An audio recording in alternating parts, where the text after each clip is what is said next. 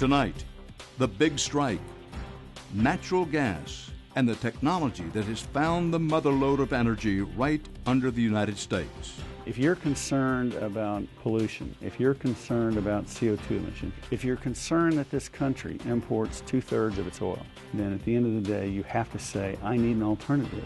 And the only scalable answer to that is natural gas. But the government and environmentalists are concerned that drilling for gas may poison drinking water. At the time they drilled them, the water turned black, and it's still black. It never cleared up, and that's been 5-6 years ago. Plus, is it workman's comp? A new maneuver to claim concussions in the NFL are injuries on the job, as one woman crusades for her failing husband. I've grown to accept that this isn't Ralph anymore, you know. My Ralph is gone. We'll bring you the news tonight on Dan Rather Report.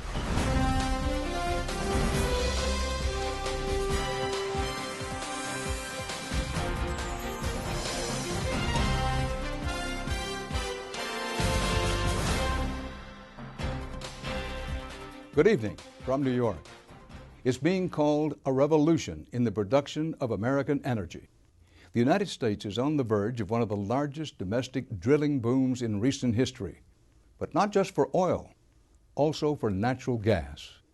Technological advances in drilling for gas are allowing the United States access to vast, previously unreachable reserves found deep underground, reserves which the industry says could supply the United States for 100 years.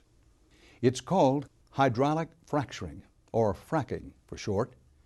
Groups such as the Sierra Club and the Environmental Defense Fund have all backed natural gas as a so-called bridge fuel to help the United States move away from coal and oil and toward renewable energy like wind and solar. But other environmental groups and the Obama administration are raising questions about how this process might endanger drinking water supplies. But first, what is fracking and how does it work? There are many companies that have a lot riding on this new technology, but none more than Chesapeake Energy and the man who runs it, an Oklahoman who was born with oil in his blood, but now promotes what he says is a greener, cleaner fuel. We now have a low-carbon, affordable, abundant pathway away from dirty coal and from dangerous oil, okay? Aubrey McClendon is selling a new vision for America's energy future. He may sound like an environmental activist, but his job is as a billionaire gas man, as in natural gas. He's the CEO of Chesapeake Energy, the second largest producer of natural gas in the United States. We have a number of employee issues to talk about here. But McClendon is a 21st century energy executive, as comfortable talking about CO2 as he is about BTUs. If you're concerned about pollution, if you're concerned about CO2 emissions, if you're concerned that this country imports 2/3 of its oil, and a lot of that oil comes from places in the world that have people that don't agree with our way of life, then at the end of the day, you have to say, I need an alternative to a worse environment, and I need an alternative to imported oil. And the only scalable answer to that is natural gas. And that's in the United States. And when it comes to believing that the United States could be a leader in natural gas, McClendon is considered something of a visionary.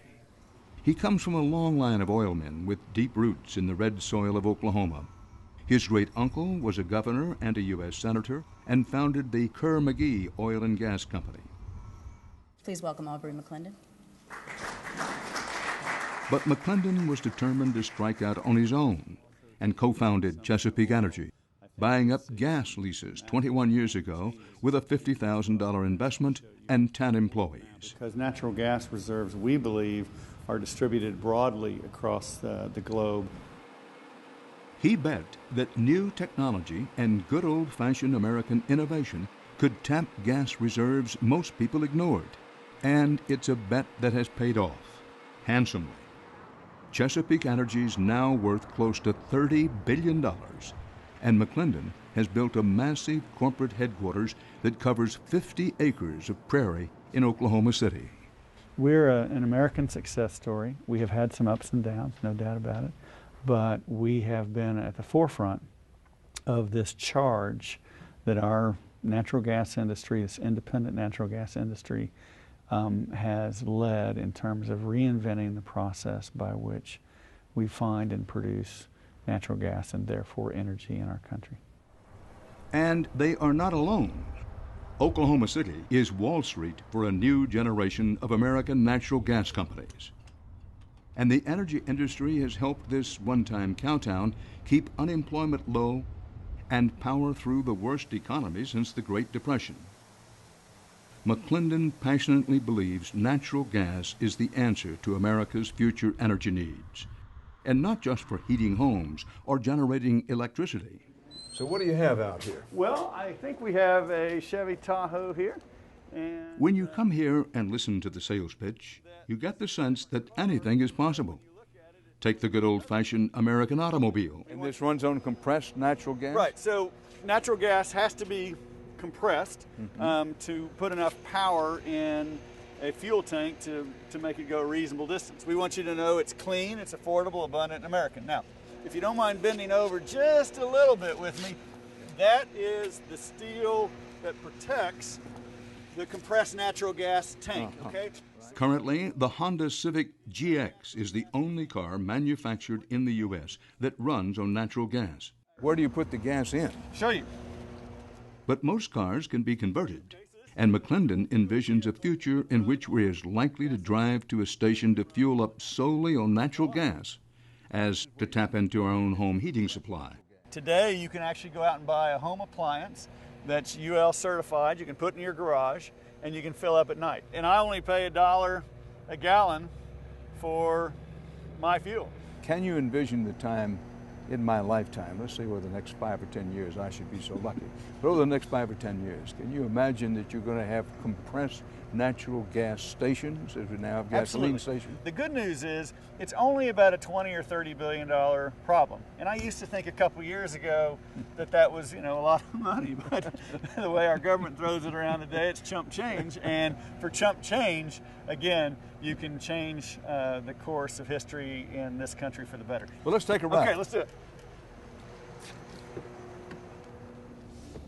We are being powered right now by natural gas made in the U.S., clean, affordable, abundant, and, in my opinion, the future of this country.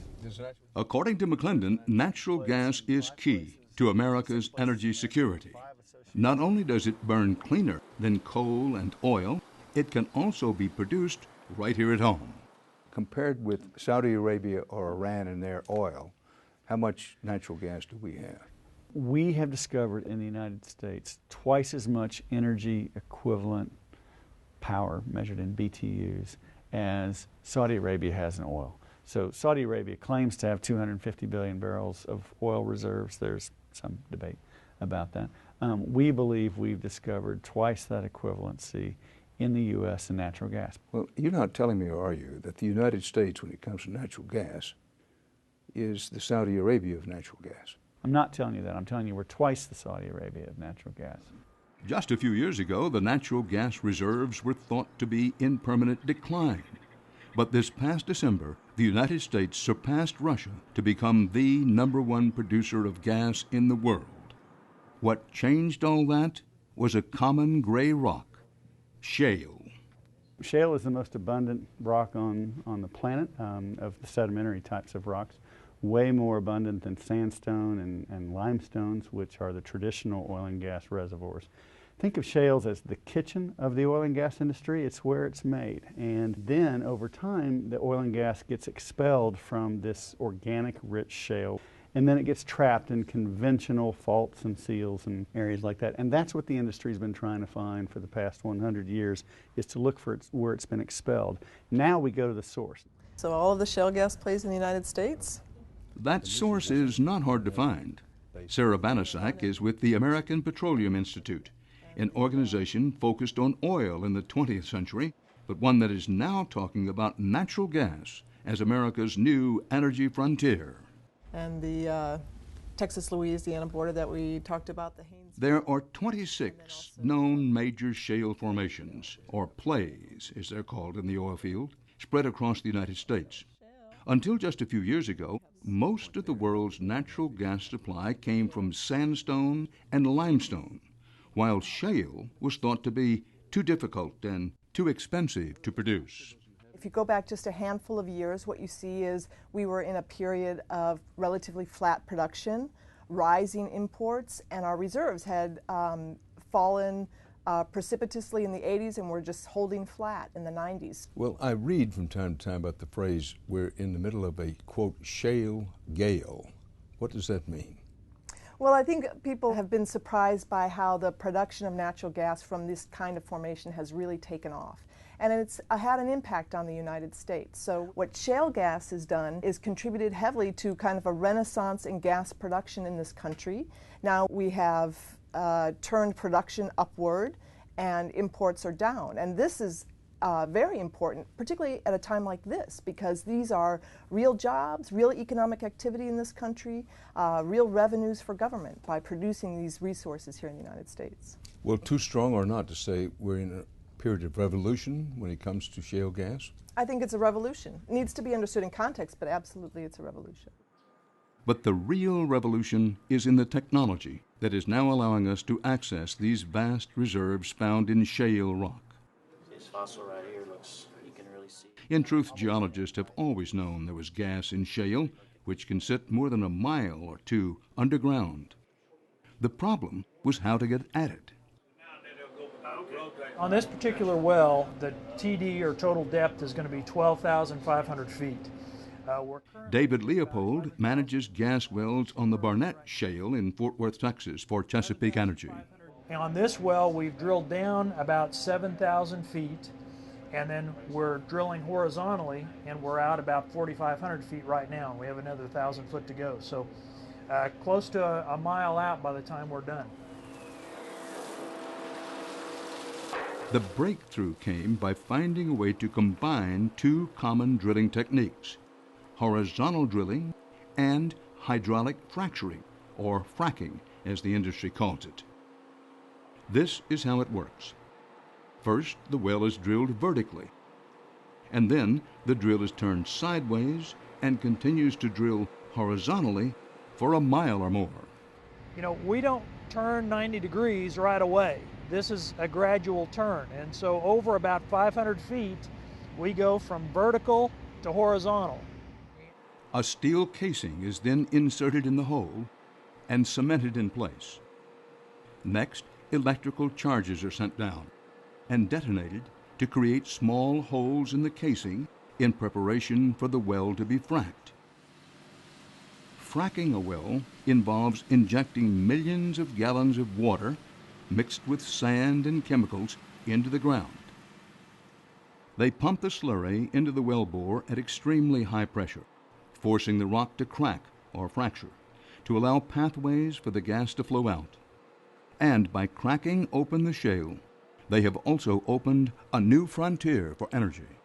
To apply the old technology of hydraulic fracturing to the new technology of horizontal drilling and apply those technologies to shale, and that kind of triple play of new approaches has given us the chance to change everything that we know about the energy business in the U.S. today as well as the world.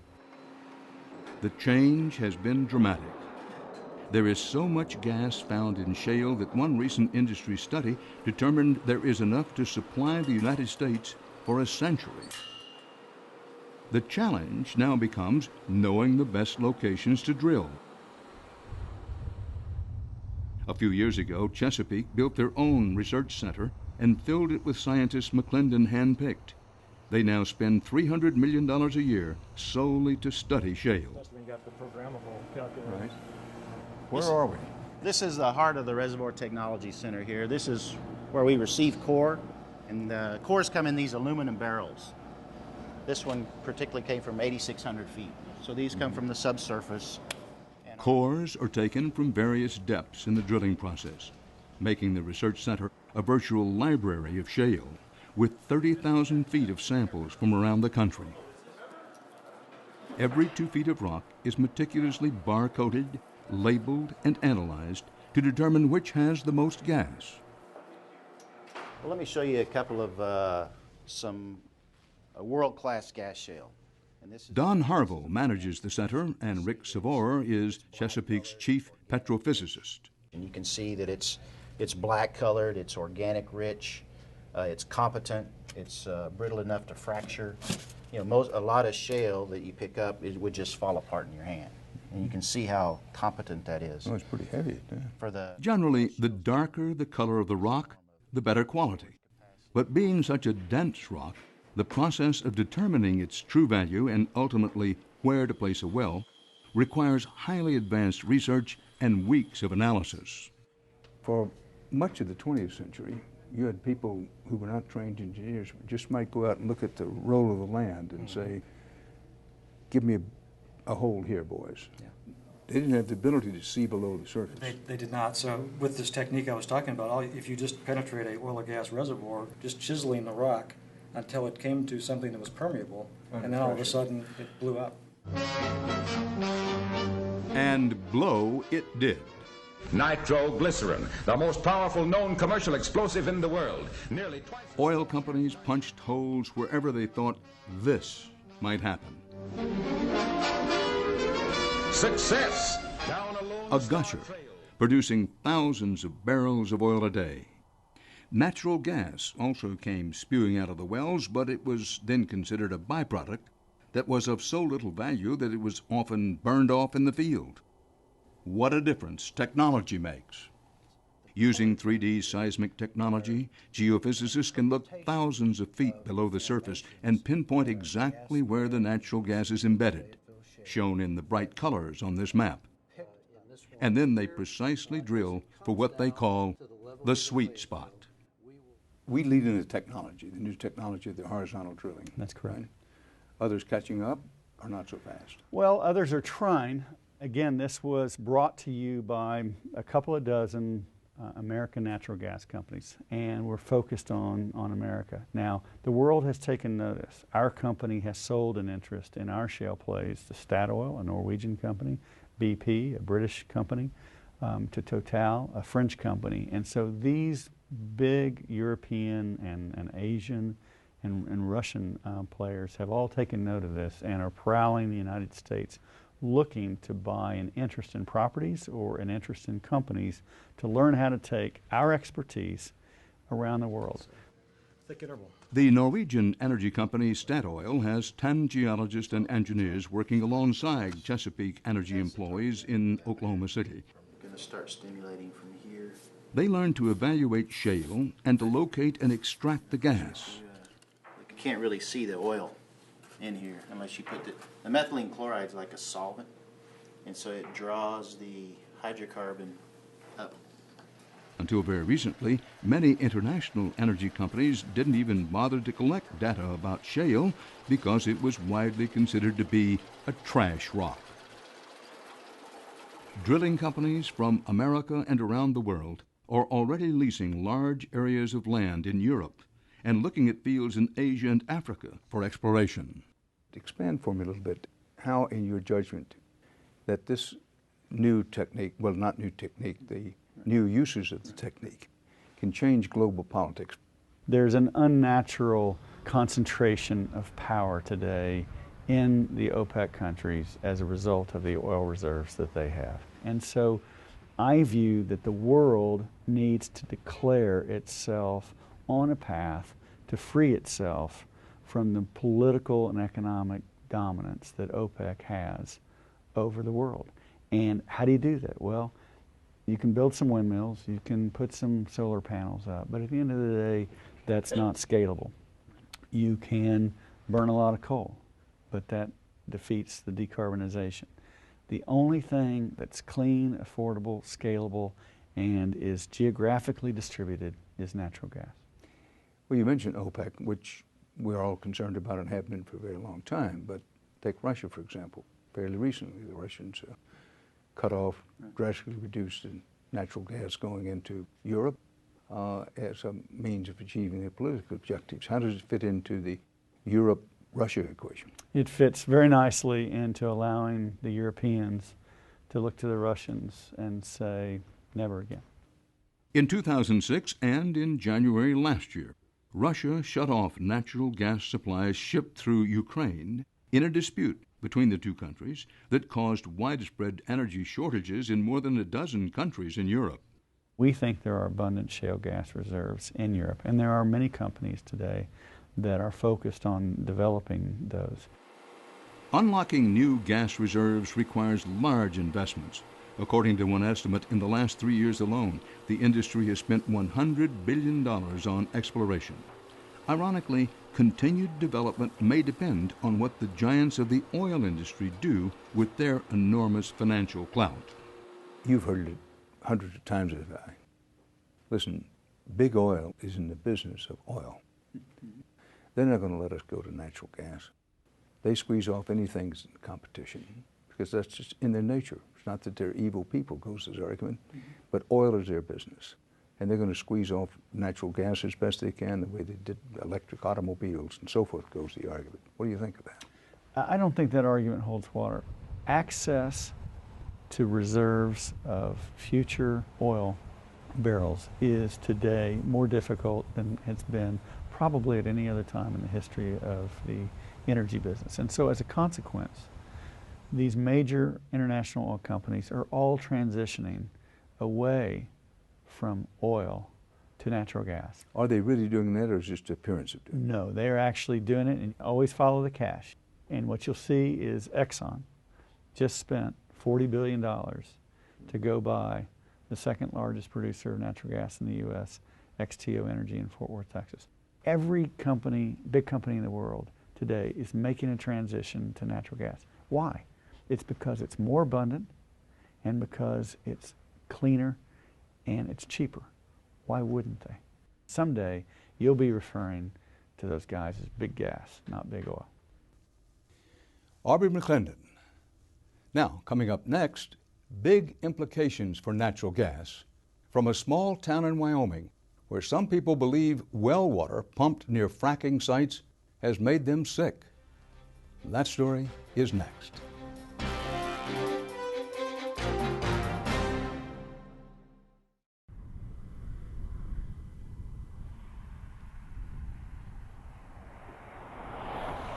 They say Pavillion, Wyoming has a population of 165 people. Looking at the wide open spaces, you might think that's a little optimistic. Mother Nature has painted a beautiful landscape in this part of the state. At an elevation of more than 5,400 feet, Pavillion is surrounded by the Owl Creek and Wind River mountain ranges. But it's not what's on the surface. It's what's underground that makes Pavillion more than just a wide spot in the road. This part of Wyoming sits on large reserves of natural gas, some of the largest in the country. And like many other states, Wyoming has a law called split estate, meaning that landowners may own what's on the surface, but the mineral rights below ground can belong to someone else. So you will see scattered throughout the community production tanks, pipes, and gas wells nestled precariously close to homes. Come on, cows. Come on, cows. Jeff Locker and his wife Rhonda have lived and farmed here for more than 20 years. We were looking for farm ground, and it had excellent water, drinking water, and Wyoming's sort of a desert state, and to have good water is really an asset and valuable to a piece of property. But several years ago, the Lockers stopped drinking the well water on their farm after 2 gas wells were drilled within 500 feet of their house.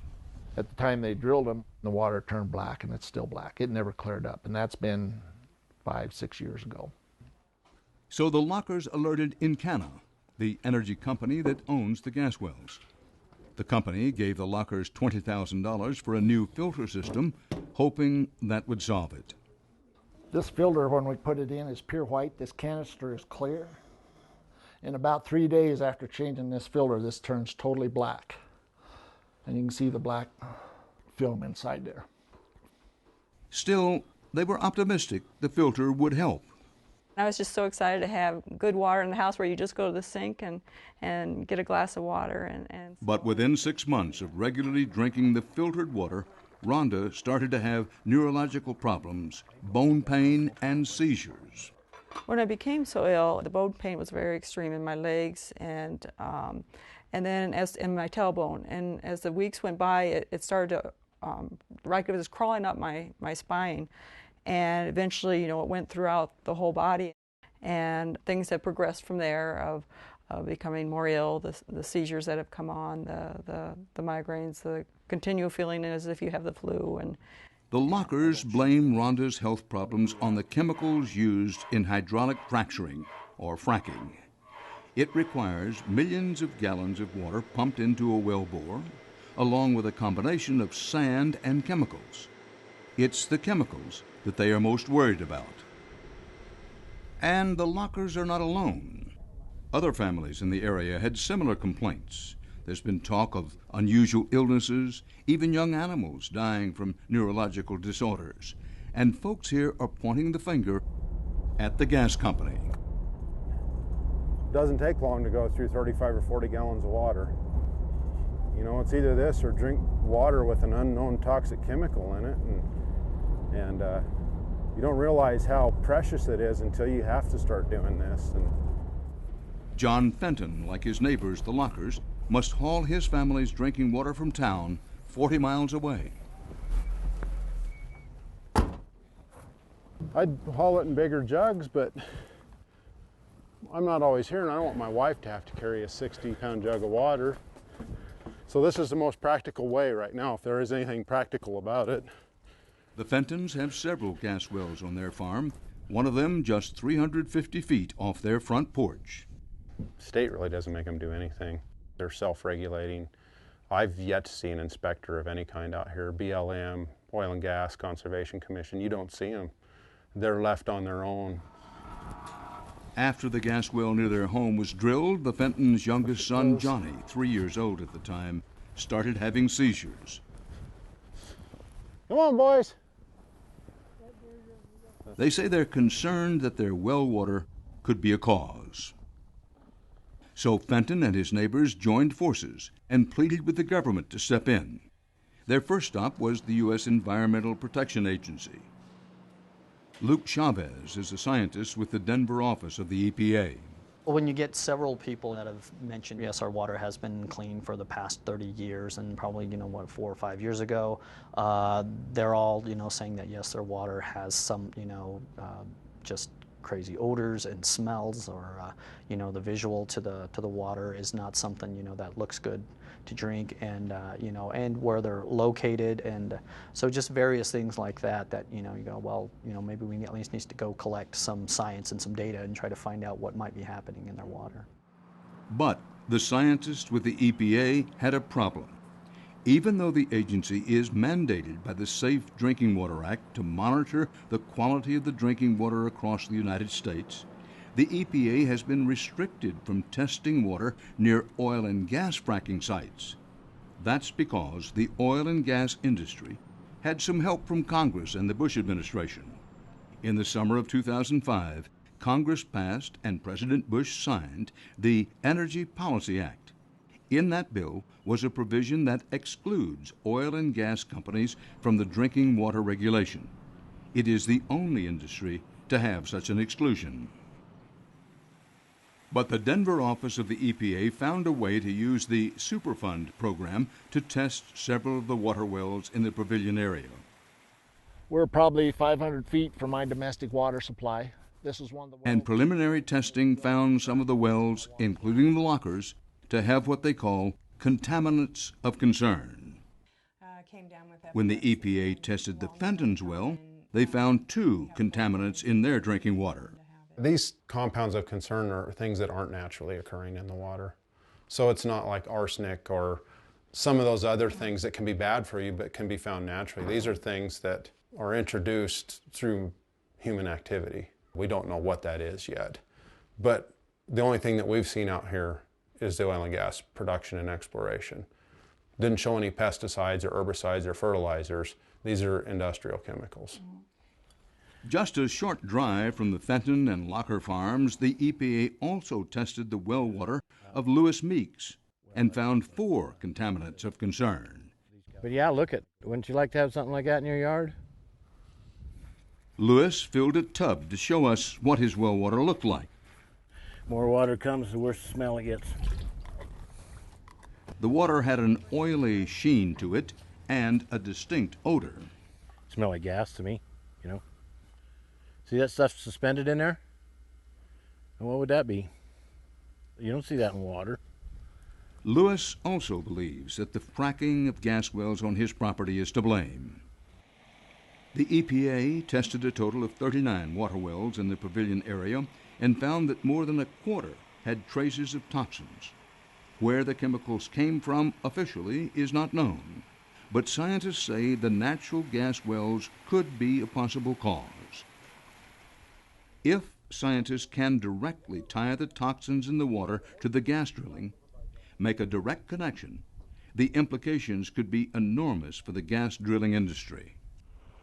Over the last few years, several reports of contamination across the country have increased concerns about the environmental effects of drilling and that fracking chemicals may be getting into the water supply. This well is like thousands of wells all across Ohio, and they're... In Bainbridge, Ohio, an improperly drilled well contaminated groundwater and blew one home off its foundation. It lifted up and came back down. Your house? Our house. In Dimock, Pennsylvania, a creek was polluted by fracking fluids, killing fish, and a methane leak contaminated several water wells. Fears of similar incidents have caused strong opposition to drilling across the country. New York City has the world's largest unfiltered water supply. Whoa. This cannot be allowed to happen here. Critics of drilling in New York State started the Kill the Drill campaign after the state allowed drilling in the Marcellus Shale Formation, one of the nation's largest gas basins located near New York City's drinking water supply. We can't drink natural gas. Join the Kill the Drill campaign. That is the most alarming environmental news I've heard in a long time. Concerned that an accidental leak could contaminate New York City's drinking water, the New York City Council passed a resolution that called for a ban on gas drilling in the city's watershed areas. James Gennaro is a member of the New York City Council and sponsored the resolution.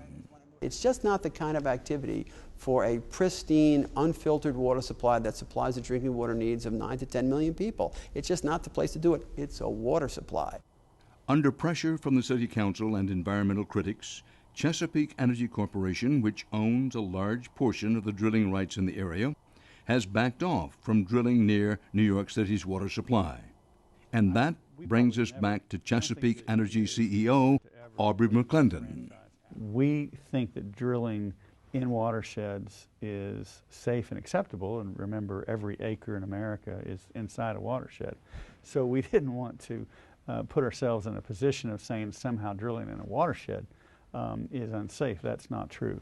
But we understand that the combination of the lack of quality of Marcellus underlying the New York City watershed and the natural concerns that people have downstream of that watershed are such that it was an easy decision for us to make to not try and develop those leases. But opponents of drilling still argue a promise not to drill could be reversed and that other companies with leases may still be willing to drill.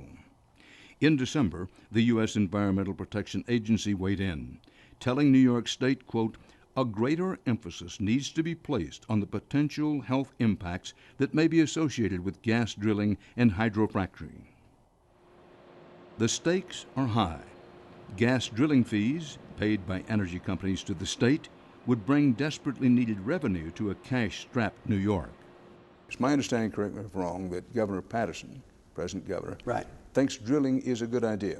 He absolutely does. We're going to get some state revenue from this drilling? Yes. And the state, let's face it, is almost broke, if not right. broke. Not an unusual circumstance in these times for any state. So let's pull back what we call on television the wide shot. Wouldn't it help to drill?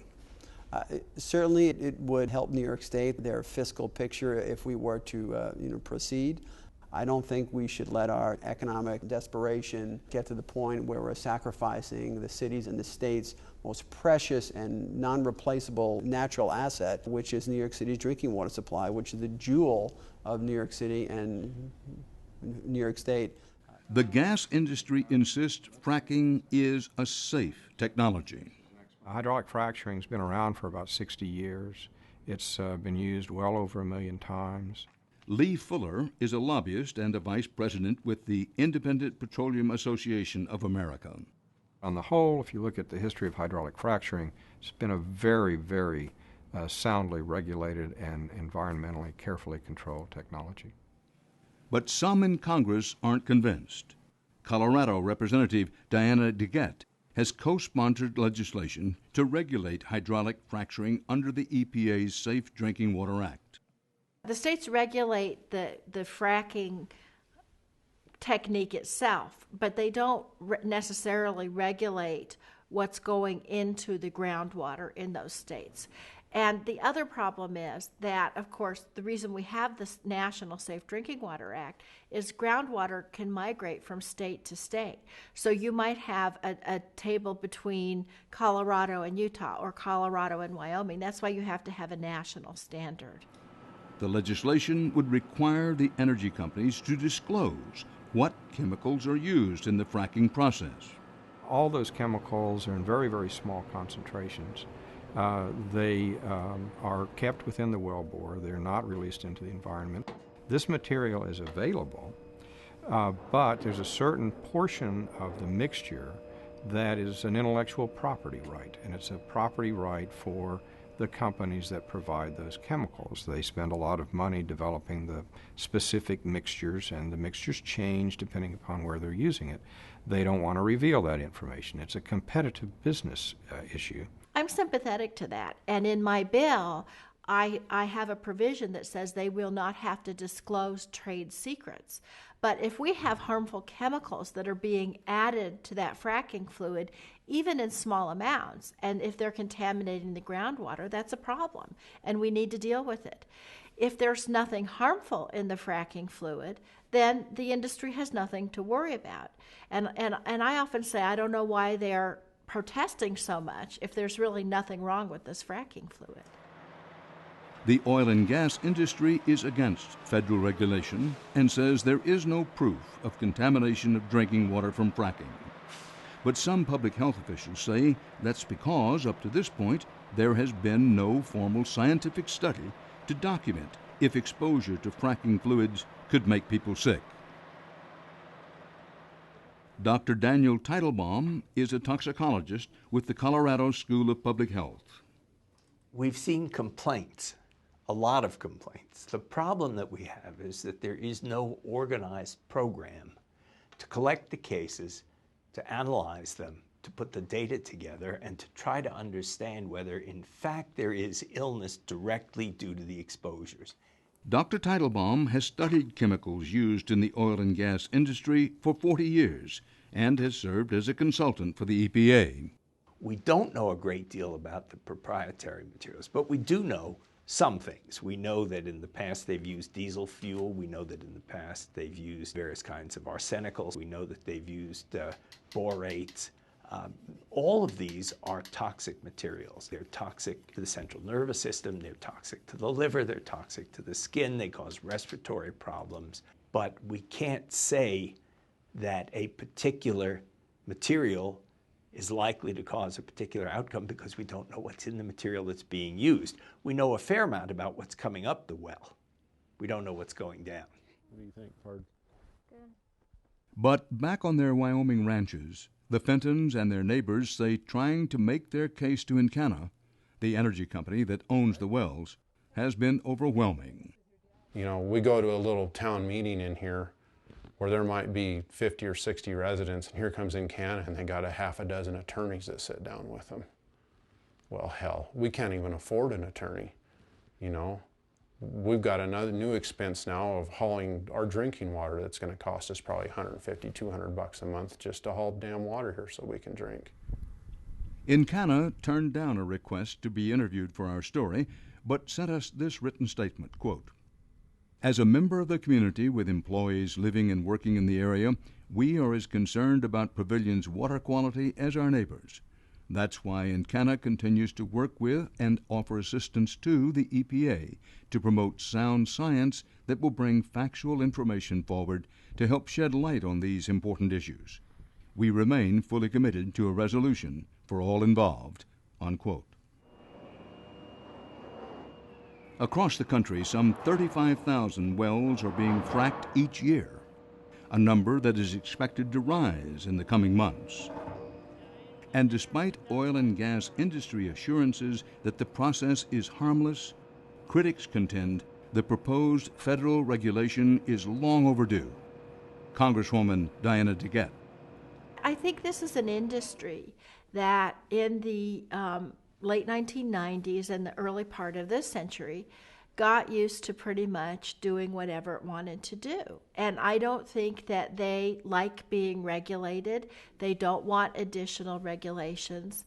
And a lot of the folks I've talked to say, well, we say there's nothing wrong, so therefore you shouldn't regulate us. And of course, that's not how it works. Because of the problem with their water, the Lockers have considered selling their farm, but decided they just could not leave their home of more than 20 years.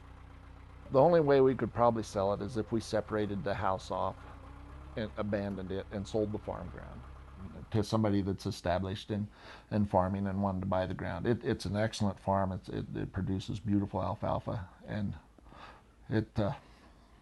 well, couldn't sell it. Rhonda Locker is currently diagnosed with an unspecified neurological disease. Once she has the final EPA results of their well water, Rhonda can go back to her doctors for more testing. And even the tests that they run on Rhonda, the toxology test, they sort of need to know what they're looking for. They could see there's a problem, but they just can't find what it is. So right now all they can do is treat the symptoms and try to make me, what they say, as comfortable as possible. Natural gas, I think, is going to probably be the next buffer between the coal and the so-called dirty fuels and the clean fuels, wind energy, and I think natural gas is probably going to be that buffer. I'm not against natural gas production, but I think the technology and the resources are there that they need to look at what's happening with these fracking fluids and drilling fluids.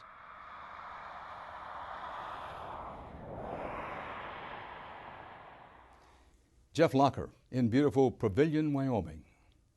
Now, here's some important footnotes to this story.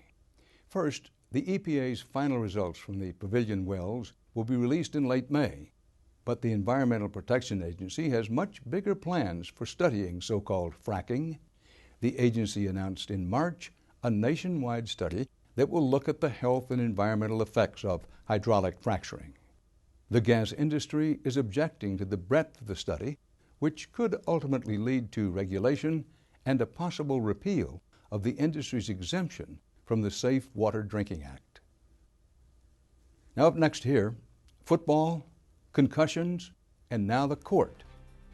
So stay with us.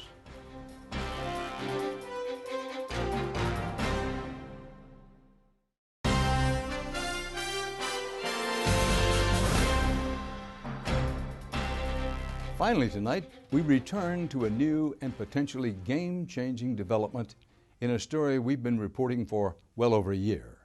The dangers of repeated concussions, particularly in sports like football.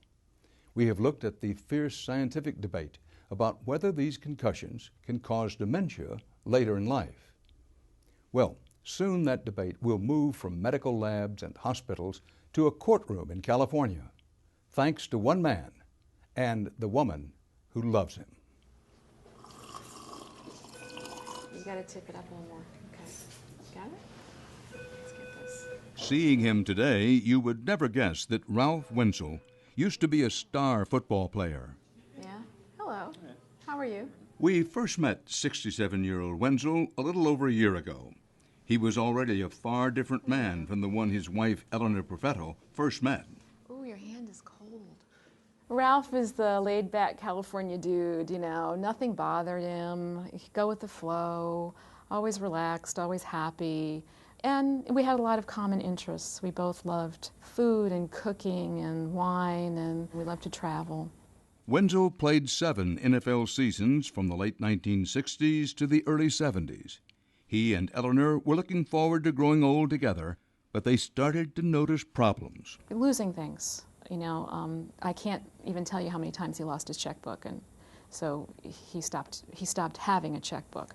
Worried, Eleanor took him to a neurologist who asked if Winchell ever had a concussion as a player. And Ralph's response to, "Have you ever had a concussion?" was more than I could count. And he said, "Well, you were ever like out cold?" And he said, "Oh yes." He said, I do remember at least one time when I was knocked out. I was out for a little while, came to, got back in the game and continued to play, and was running in the wrong direction on the field, and that was when he was taken off the field because he was that disoriented." Doctors told Eleanor they believed a lifetime of hits to the head led to the way Ralph is now. Number 62. Who was number 62? You were number 62. That's you. Ralph isn't really able to speak in sentences anymore. I mean, he verbalizes and sound comes out, but it's kind of nonsense words. Every once in a while you catch a word that actually is a word, but most of the time it's very difficult.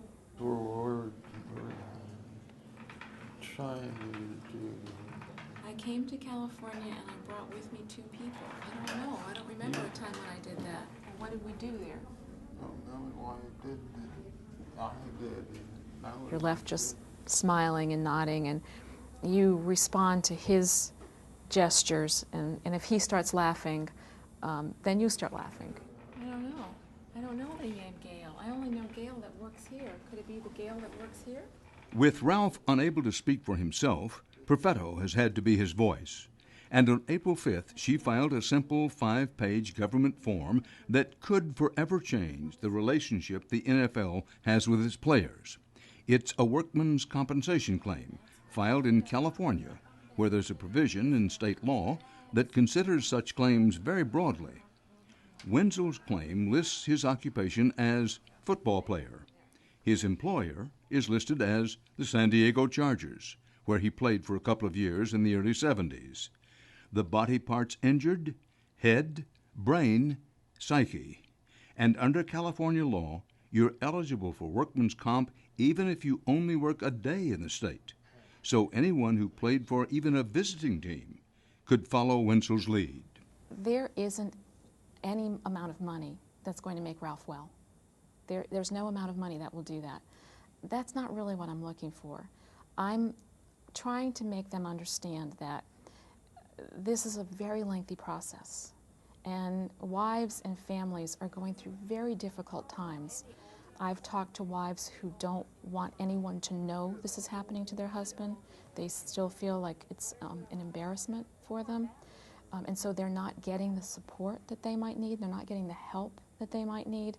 And so I think that that's a place where the league could be helping more. It's not handing out cash to people. It's helping them get through 10 or more years of really difficult times and helping them get through it and understand it. That's you. Right? In the middle of the game. There you are over there in that one too.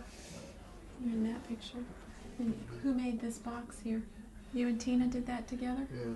That's from your walks, right? That's from all the things you pick up on your walks when you go for a walk. And you pick up little treasures. Yeah. You pick up little treasures, and that's your box that you guys made. You know, I mean, I don't think that every wife that's in my situation should have to learn everything that I learned from scratch. You didn't want an apple or an orange instead of a Rice Krispie treat?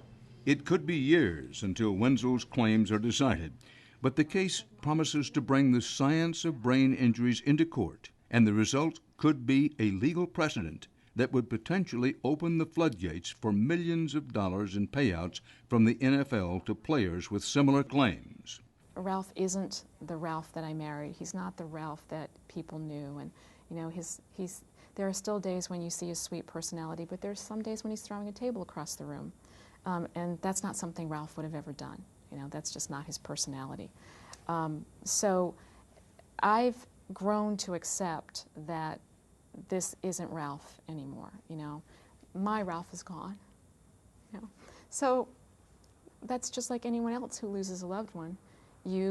It's very painful when it happens, and you go through that loss, but you come out of the other end of it eventually.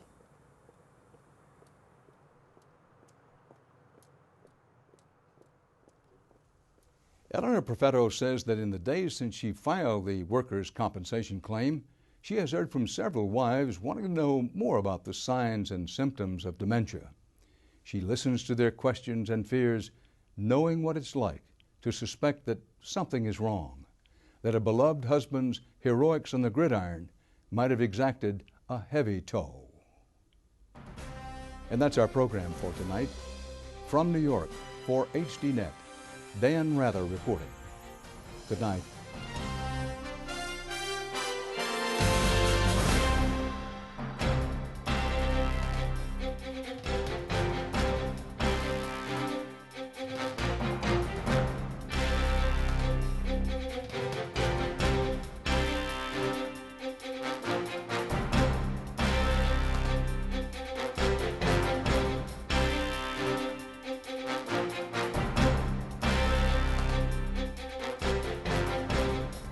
If you would like to add your name to an email list for information on upcoming programs, or if you would just like to send a question or comment, please email us at viewer@hd.net.